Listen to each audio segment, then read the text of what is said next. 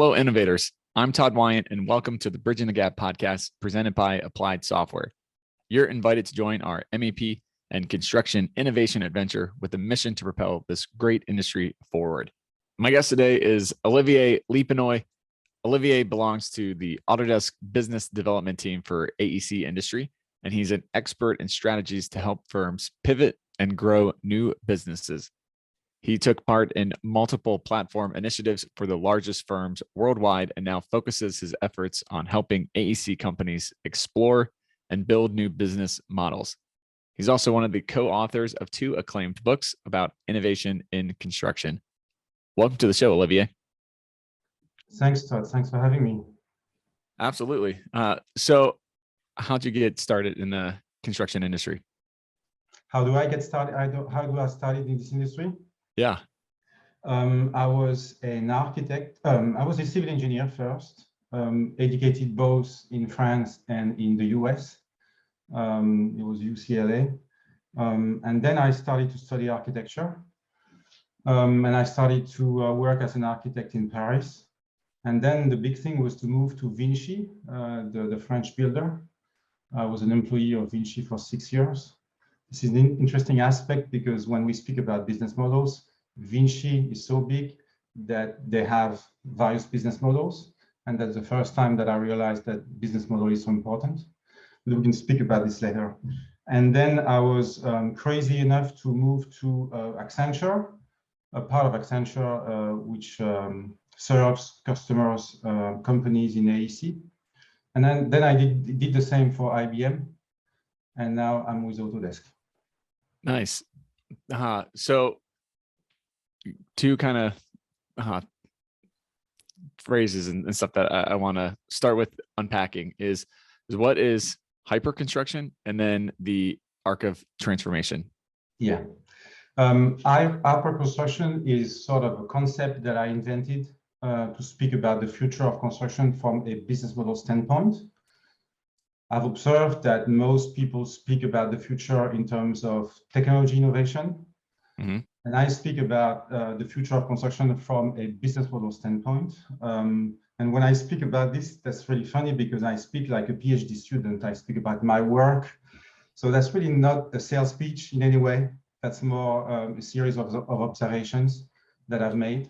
So the form of it is a framework called hyperconstruction, made of 3 groups of companies: the originators, the providers, the aggregators, the consumers, and the controllers.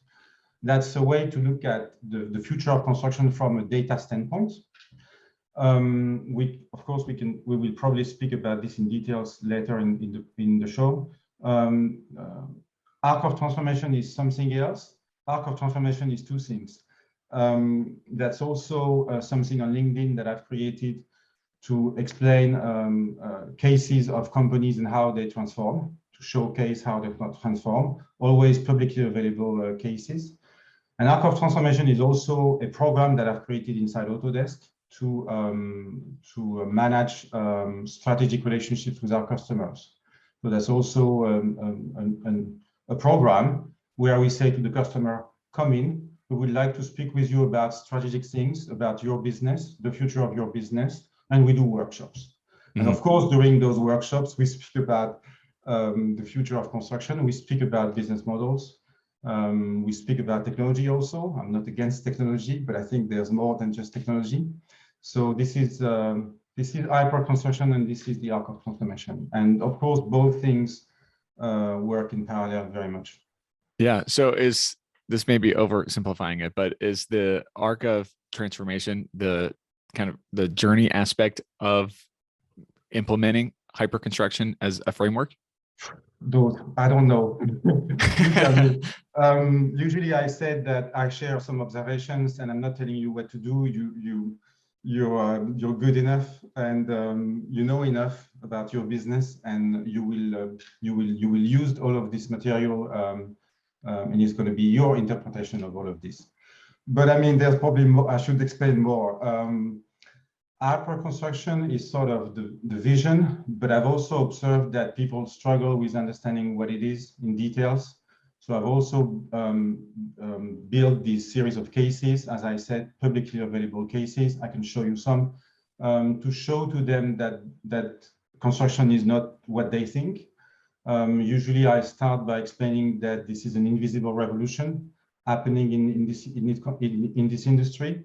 Large players, all of them are building their own digital platforms. So we are not looking at an industry where companies buy software from technology companies. Now the boundaries are less clear, and large companies build their own platforms. That's really the beginning of the story.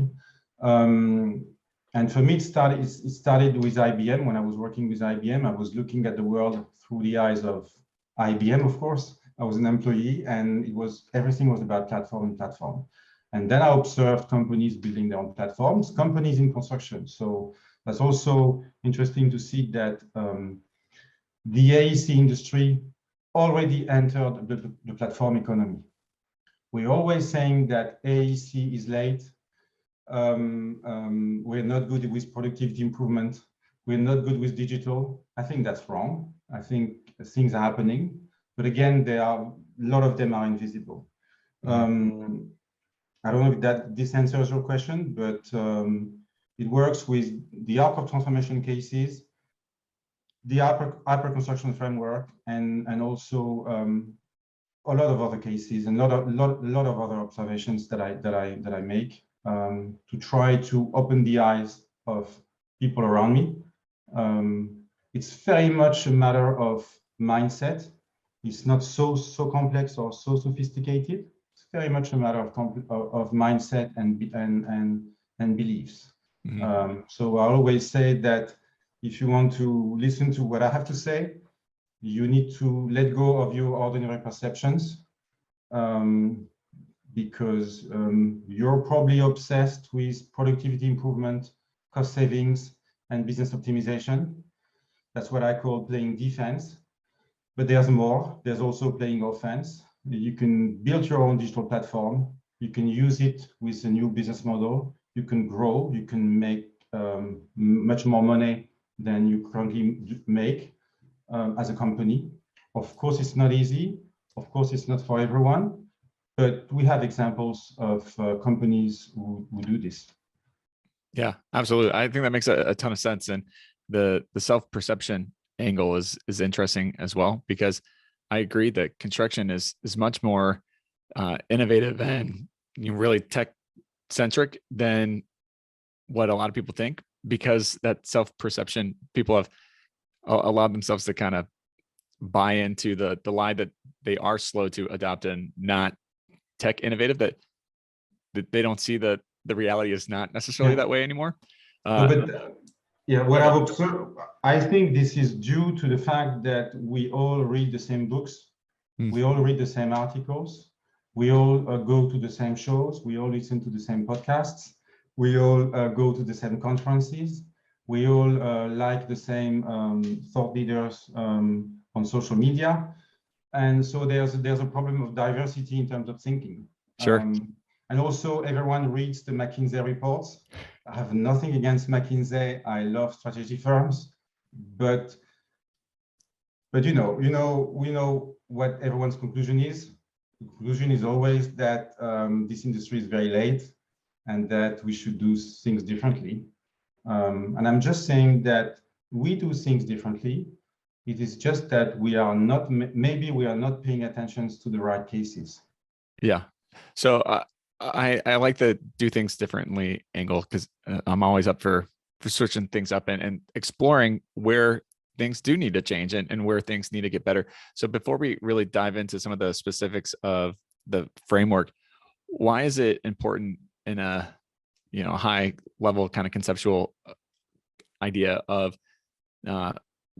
really looking at it from the business model side of things, instead of really kind of zeroing in on the construction technology aspect of it, where most people actually go? I don't know why. That's the way I do it, but I'm not sure why this is so important.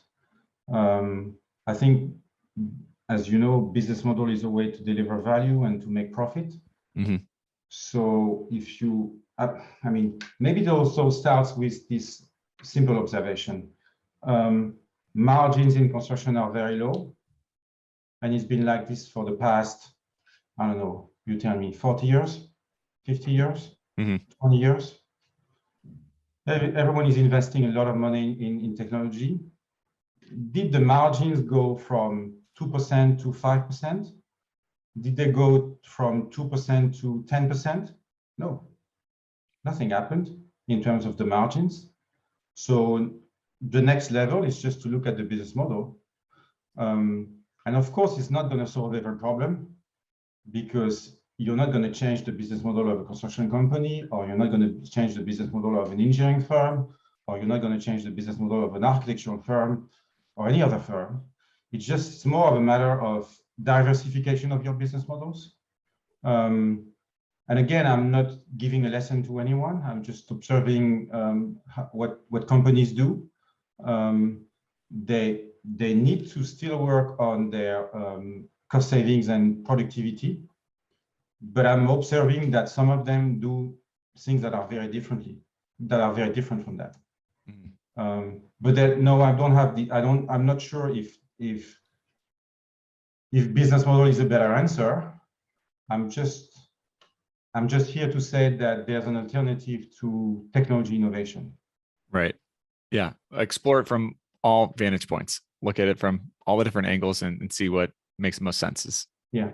It's always funny. I don't know if you did this in the past, but it's always funny when you have a group of people in a room in the AEC industry, and you put in front of them a business model Canva, and you ask them to fill in the rectangles, all of the different parts of the business model, the value proposition, the key activities, the key resources, the customer relationships, channels, key partners, cost structures, revenue streams.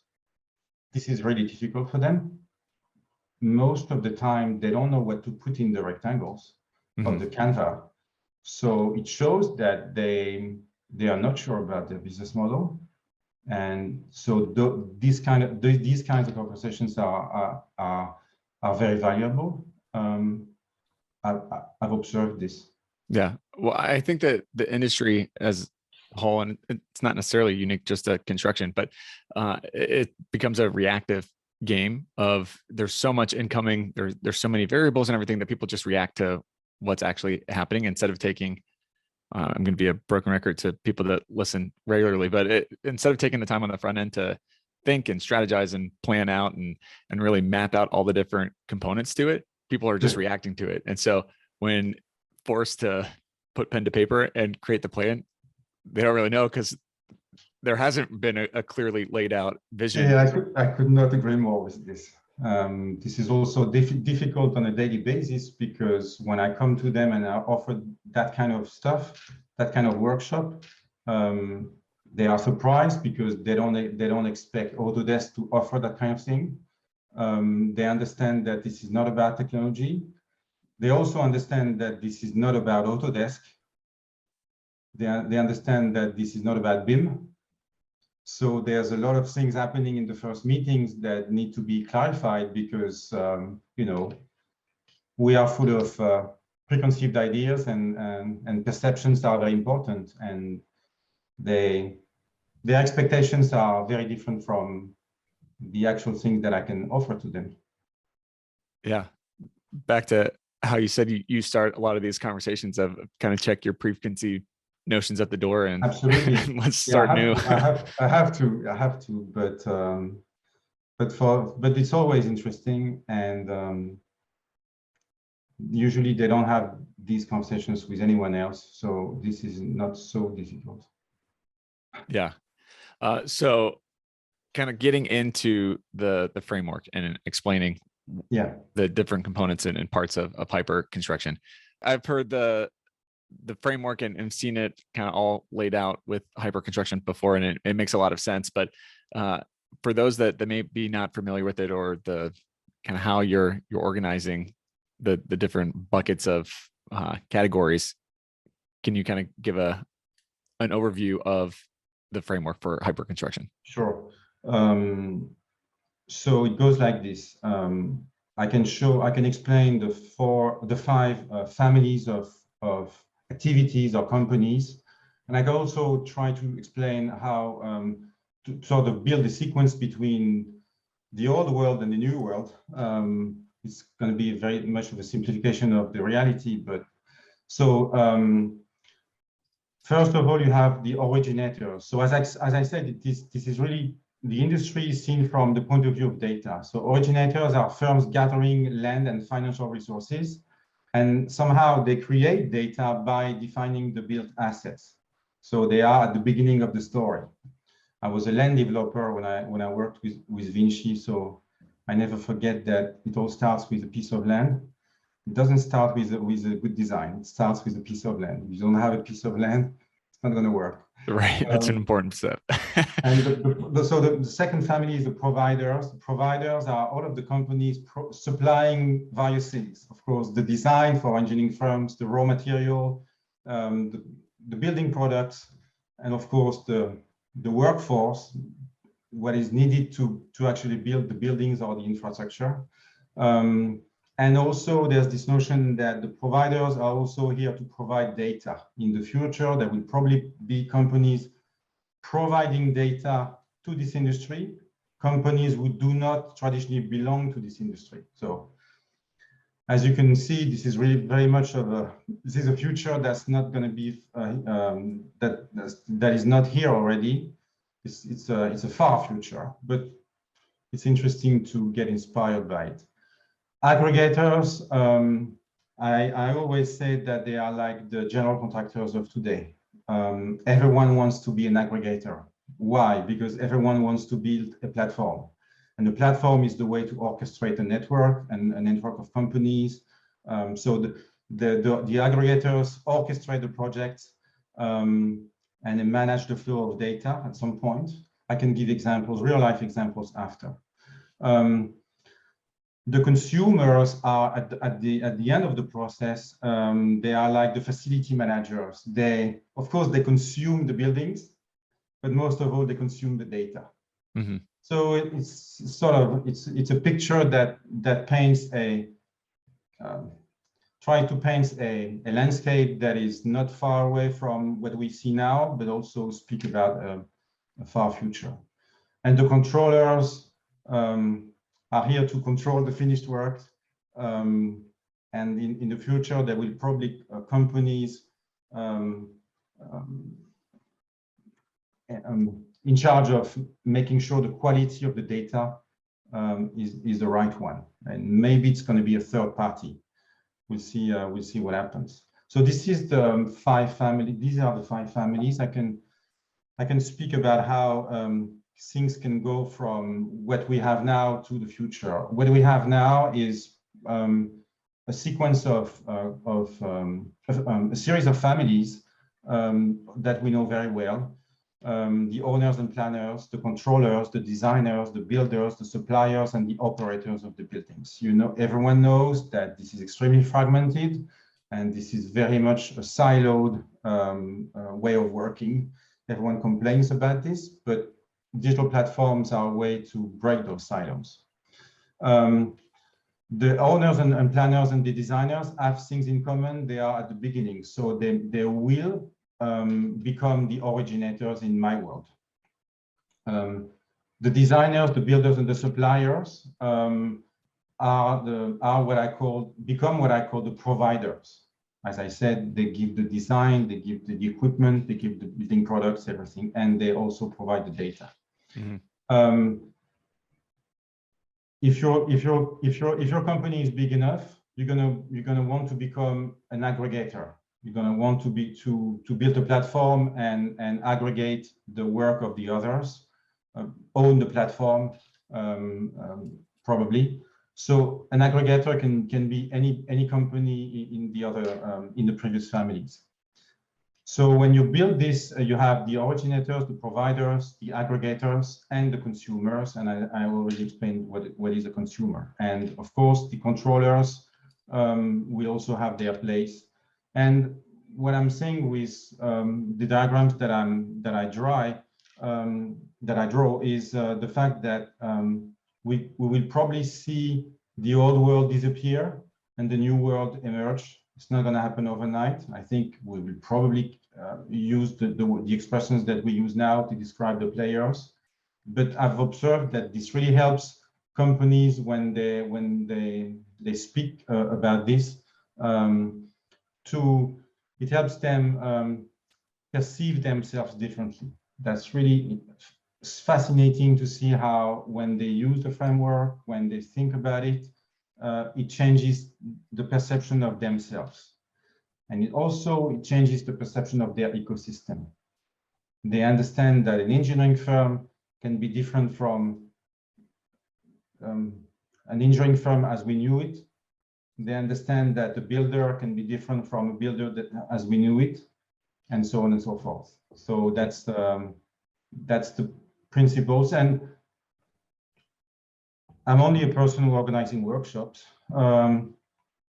and all of this is tailor-made. So there's no, when we do this for one company, it's always different from a workshop organized for another company.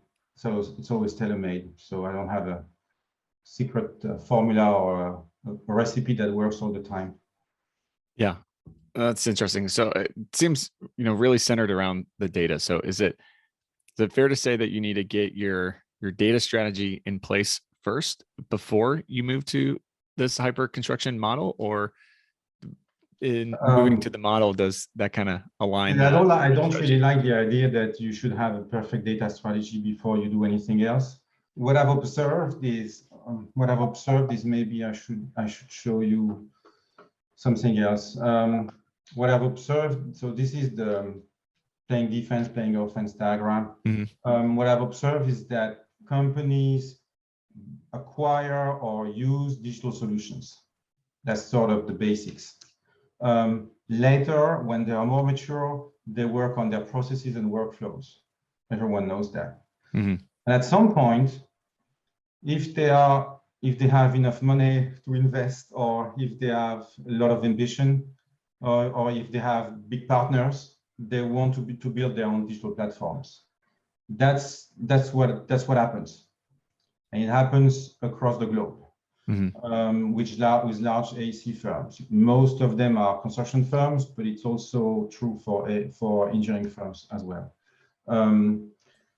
And what is fascinating is that this is still very much a technology play. This is not a business model play. Most of them, if not all of them, build the digital platform because they think that data is so important, but they do not really know what is the best business model to operate the platform. They build the business model after they build the digital platform. All of this is, of course, extremely expensive. So my advice is always to say, use the business model Canva, do more workshops, think about it patiently, take your time, make sure that you have an idea of the business model, and then you build the digital platform. What's really funny is that this is very much like a startup, the startup world. Yeah, sure. Some startups spend a lot of time thinking about their business model and building their business model. In parallel, they build the technology aspect of their work, their business. Some of them launch the platform or the digital solutions, but they are not so sure about the business model. What is for sure is that you're going to have to adapt your business model at some point. A business model is never forever. So that's my recommendation, is always to work on the business model first and the technology aspect second. But no one follows my advice. Well, I think one of the tricks maybe is how do you know kind of where you are and how good your systems are? So what I mean by that is I think people might think they have the business model, and so they check that box, but do they really have a good gut check that it is effective and it's the right one? And then an even secondary question is, the business model that they claim that they're operating in, is that actually the model that they are doing in reality? Because those two are not always the same. Yes, that's very true. Thanks for saying this. No one speaks about this aspect. That's very true. Maybe that's one of the reasons why they like the series the two collections that I've built, that I'm building, because I'm adding one or two cases every week. One for hyper construction and one for the arc of transformation. Because I'm saying this because this has a lot to do with the nature of the competition. You're operating in an environment that is already occupied by your competitors, even with these things. So they like to look at this collection of cases, also to benchmark. They always learn something that they didn't know. So I'm not saying again that this solves every problem, but they understand that they are not alone. They understand that maybe the big idea that they have is not so unique. There's someone else doing something similar elsewhere. This is happening across the globe, as you can see with these examples. It's only a selection, but there's probably 20 cases in hyper and 20 in arc of transformation. And again, there's one or two every week. So this is happening across the globe. So if a company like Bechtel tries to build its digital platform, they will probably never be in competition with Takenaka in Japan, also building its own digital platform. And they will never be in competition with Bouygues Construction doing the same. Because this is only the beginning of the story. But later in the process, there will probably be competitions between platforms. At the present time, this is more of a blue ocean type of thing. But I'm sure that this will become much bigger, and we will see competitions between platforms. Yeah, interesting. Can you kind of go into some more details on some of those examples of companies that have really embraced this new framework? I have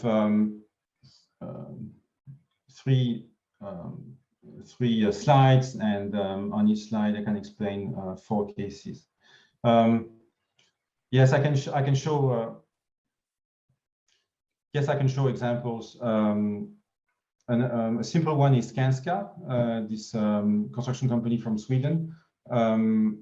They built Booklook, that's their division dedicated to prefab housing. And this is what's funny is that this is not new at all. They started this 10 years ago, and they did this with Skanska. So what's interesting is that when you want to do this really seriously, you probably need a big partner. Of course, what is interesting is that Skanska is not per se an AEC company. Later in the process of this collection, I did the opposite, as you can see, with IKEA also building a company with Skanska. So this is not only Skanska joining forces with IKEA, this is IKEA also entering the business of AEC with a joint venture with Skanska. So that's an example. Another extreme example is it's always the one that I use because people are surprised. This is Ferrovial, this large construction and concession company headquartered in Spain, very big company. They are in the business of car sharing. And it's not going to change the business of Ferrovial completely. And they had no reasons to do it, but they are doing it. And I know that ZT, that's the name of this company, ZT car sharing of electric cars. I know this is a reality because I can find ZT cars parked in the streets of Paris next to my apartment. So this is a reality. Wow. Also, Ferrovial does this with Renault, the French car company. So it's a joint venture with Renault. It's interesting to observe that you can do this alone, but it might be better if you do this with another big company. I don't really know the reasons why Ferrovial does this, because all of this is only publicly available information. I'm not in contact with Ferrovial about this, but And I'm not in contact with Renault or with IKEA, and I don't know why Renault did this, and I don't know why IKEA did this, but this is happening. Yeah. And you wanted to say something? Sorry. No. Go for it. Another one, just to say that this is also for companies that are not construction companies. I'm using the example of Arcadis. Arcadis does many things, and Arcadis built what they call Arcadis Gen. This is a separate company where they do software and platforms. So you can easily observe that an engineering firm can become a software company.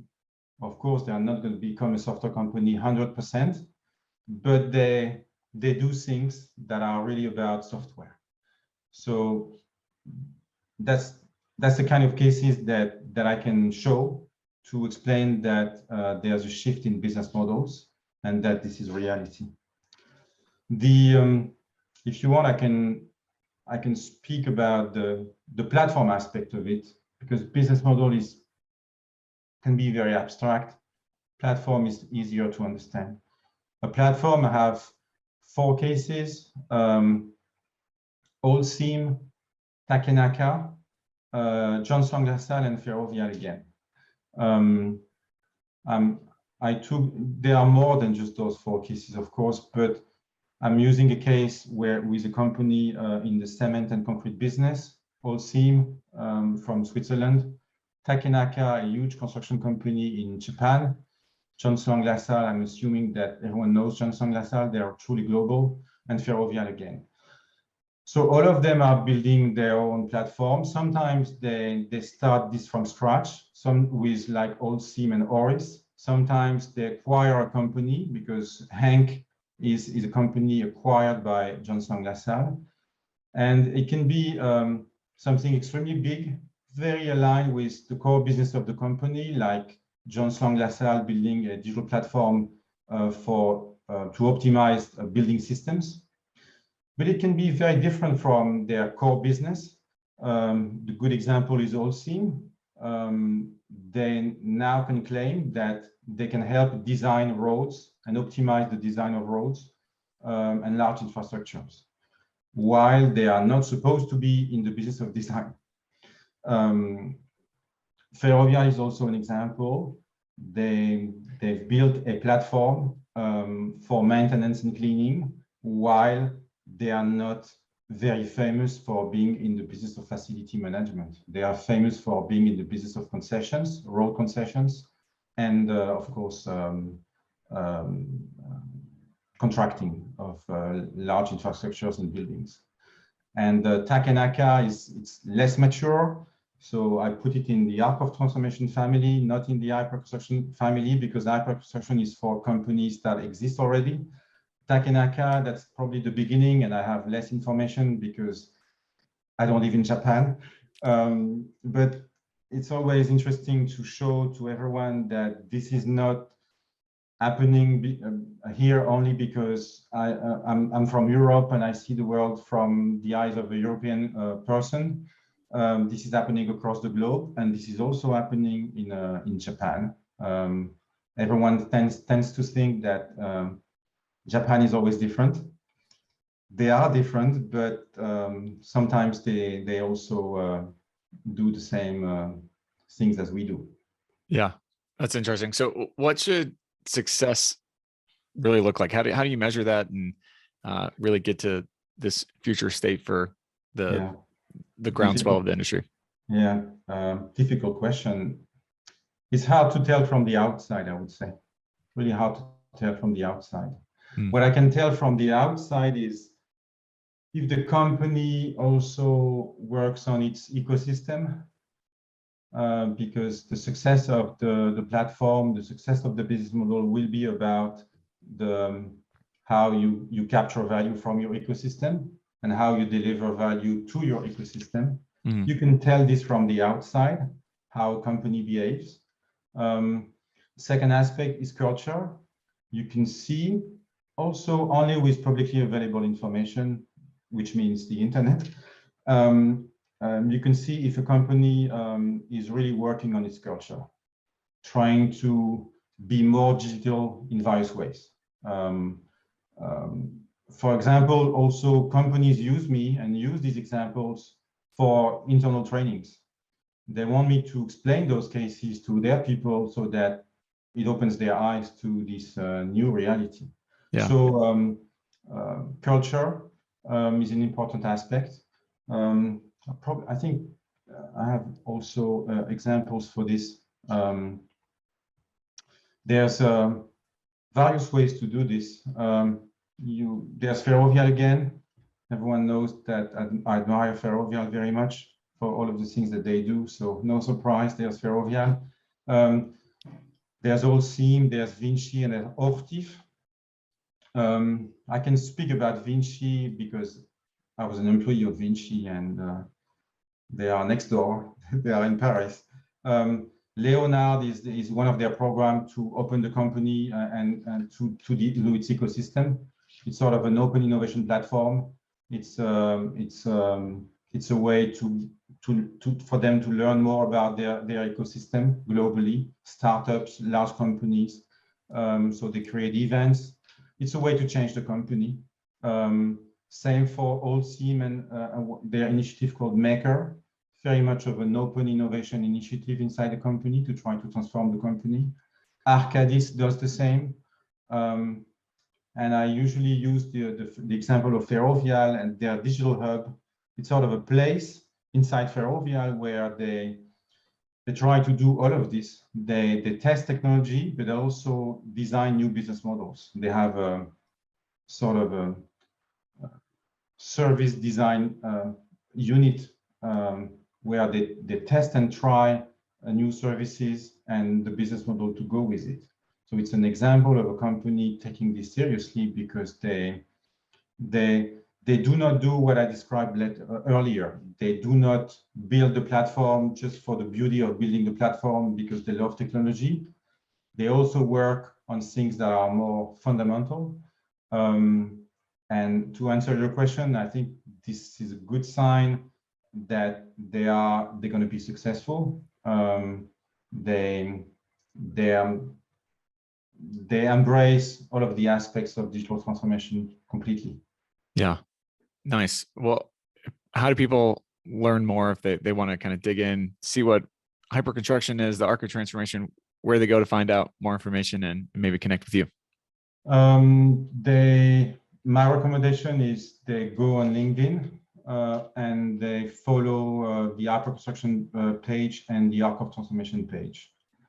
As I said, so we have a lot of followers, and they will see one new case every week, and I encourage them to look at the other cases that I published before they joined these groups. And I'm not, as I said, I'm not trying to give a full explanation about the cases. That's very shallow. That's very much me saying, look at this company, they do this, and I'm leaving this to your interpretation. So don't expect to have a 300-word article about my analysis of this case. It's not going to happen. It's more of this collection, and I leave it to the interpretation of the reader. Yeah, nice. Well, final. But that's the best way to enter this world. Yeah, if you can say that. Sounds good. Final question for you: what does innovation mean to you? Innovation means let go of your ordinary perceptions. Stop reading the same books. Go to the same conferences. Of course, innovation means to me new business models. Yeah, I think that's the future. We take, in a way, it's going to sound very strange, but I'm going to say it. In a way, innovation through technology is not enough. And this is obvious when you look at, for example, sustainability or circular economy in construction.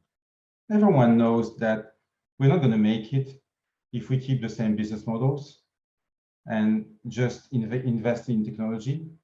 Everyone knows that we're not going to be successful with this, the big problem of sustainability.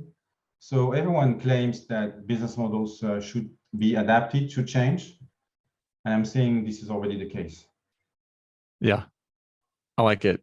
I agree. I think truly innovative people and systems and business models allow for the possibility of something different, and looking at it from different perspectives of saying, all right, where might I be getting this wrong, and being open to the fact that you probably aren't getting everything perfect and something will have to be adapted and enhanced. So yeah, I think that's spot on.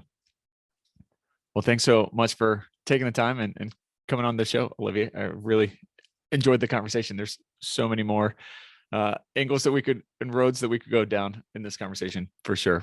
Thanks for taking the time. Thanks for inviting me. Can I ask? I am the first person with a French accent in the show. That French accent, you are the first. That's okay. I think that is true. Yeah, that's a good thing then. So you open the door. Okay, I hope that you can have more people with French accents in the show. There you go. I would love to.